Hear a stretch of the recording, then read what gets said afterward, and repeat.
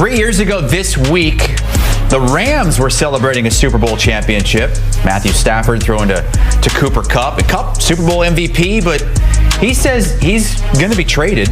And Matthew Stafford and his wife, they've shown their displeasure that might happen. Stafford, 2 years left on his contract, but just $4 million guaranteed. So the Rams might have to find a way to get him more guaranteed money or consider trading him. And that's kind of the basis of an article that we can find right now at CBSSports.com for the best landing spots for Stafford if the Rams decide to move him.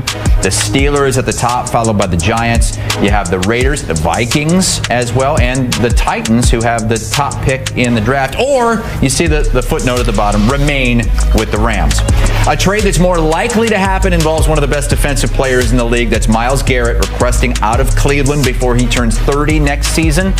Our Bryant McFadden sat down with another all-pro defender who would like to see Garrett and him in the same uniform. Like, I like to see him in Dallas, but like, I don't know if we got the money for him. So no. Hold on. Wait a minute now. Because I know you ready to get paid. I know that. Would you consider maybe taking just a little tad less if you knew you would be playing opposite of Myles Garrett? Oh, 100%. Good team player. Yeah, 100%. It's like meet at the quarterback. Yeah, will he take less too? Oh, now that's the key. That's the key, because both will have to kind of, take less to make it happen. So, Jerry, you should throw that out to Jerry. I know you talked to Jerry. Nah, we would definitely have to make that happen. That was Micah Parsons, by the way, of the Dallas Cowboys. We have Emery Hunt joining us along with Tyler Sullivan. Tyler, from just a reporting standpoint, we want to deal in the truth here. Is this at all feasible that the Cowboys could be in the running to trade for Myles Garrett? Well, I mean, if you have some of your best players saying I'm willing to take a pay cut to bring them aboard, then sure, why not?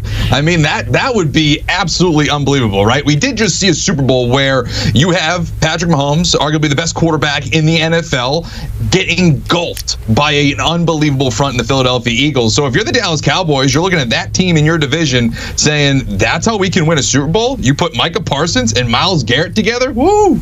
I would not want to be Jalen Hurts or any Giants quarterback that they bring in or any other quarterback going up against the Dallas Cowboys in 2025. Michael Parsons got on the Columbia broadcast system and told a free lie to B-Mac and everybody that was listening. Ain't no way he's taking less money. There's no way he's taking less money. And Myles Garrett ain't taking less money. It sounds good for the sound clip and great camaraderie and great leadership. But, man, he's not taking no less money. And B-Mac, dude, that's why you set him up like that. That's exactly what Haley was saying. There's no way that man is taking less money. Well, Tyler did give us 3 other trade scenarios for Myles Garrett at CBSSports.com, none of them involving the Cowboys. But let's play a little who says no to some hypothetical trades. I'm going to tee up Tyler, and he's going to give us some teams. I think you can see a few in the background there, a few logos. And then Emery is going to tell us who, if either side, should say no to that. And let's start with the first trade option to the Lions. Tyler, what's the proposal?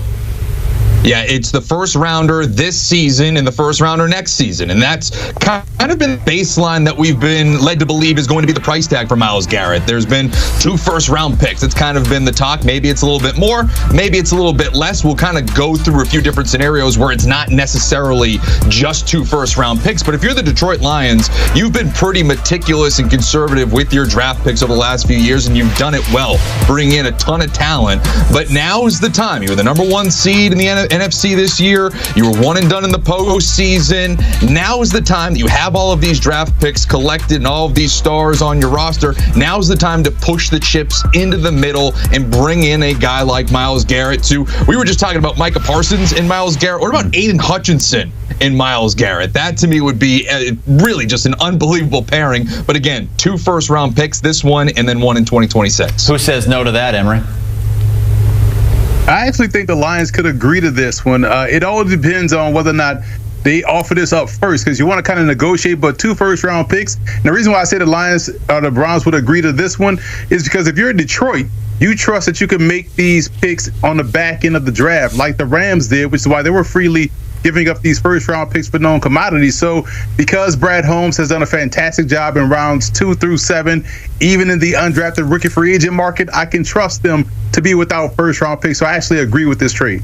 All right, let's move to the team that, stunned a lot of people in Detroit last month, the Washington Commanders. What could they send for a trade for Myles Garrett?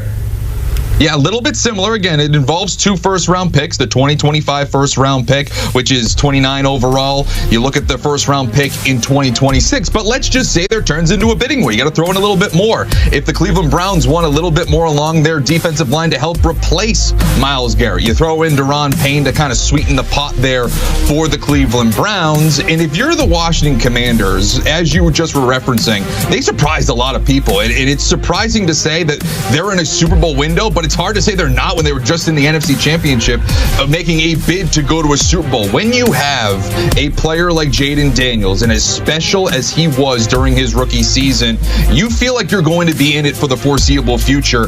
You add Myles Garrett to this defense that was 14th in the NFL in pressure rate in 2024. You're talking about top 10, possibly top 5 in pressure rate in 2025. You pair those two things together, a great pass rush and an elite quarterback in Jaden Daniels, the Washington Commanders could be really scary in that NFC East, even with the Super Bowl champs. Emery, a very similar package that Tyler had for the Detroit Lions, but they would also get Daron Payne as well. Who says no to this? Washington says no, and the reason why, you got a young quarterback. You want to continue to stockpile weapons. This team is not as close, in my opinion, as Detroit is. So to do without a second first-round pick and a solid player in Daron Payne, I think that may be a bridge too far to cross for Washington. So I would say Washington says no here. And maybe it's a first-round pick and a player, but 2 first-round picks plus a player, I would say no. Yeah, we're hearing 2 first-round picks would be the minimum, but there's a little difference here on Tyler's proposal for the Patriots, and that's because one of the picks is so high this season. Tyler, what is it?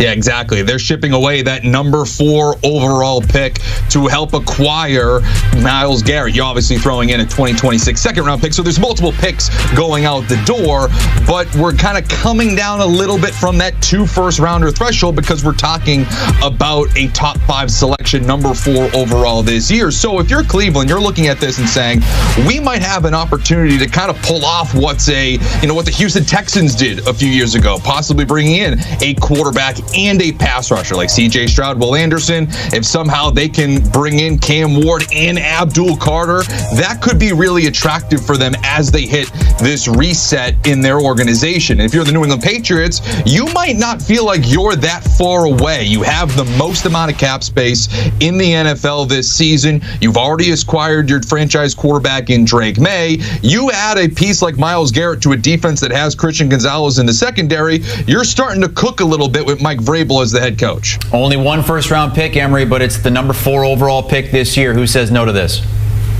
Patriots, because here's the thing. I love how athletic Myles Garrett is, but he can't go out there and play wide receiver or tight end. So they need some help for Drake May.